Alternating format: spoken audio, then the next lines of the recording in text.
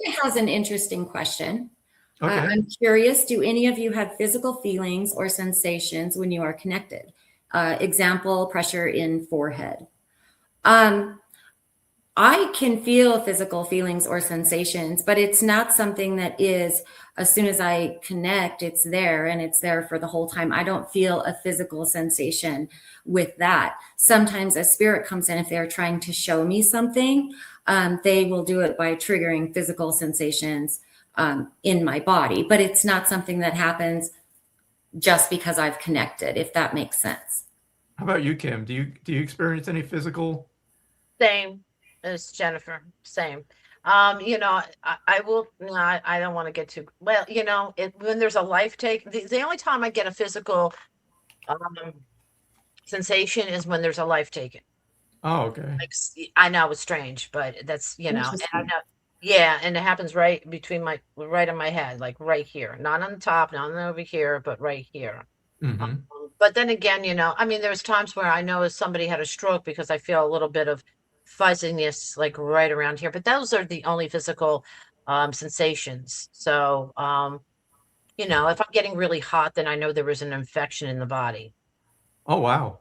Oh, there's maybe peritonitis or septic or something along that lines. But that's kind of the only time. And it's interesting because this was very important. I'm thinking back to when I first started because I don't feel anything hardly. I won't say without exception. For the most part, I don't. And I remember in the first class I ever took, everybody was talking about to get this physical sensation. I'm like, well, shit, here we go again. I mustn't be doing it right, or I'm the dunce or whatever. So later on, I find that most people don't, and it's not that this is just what I found through research.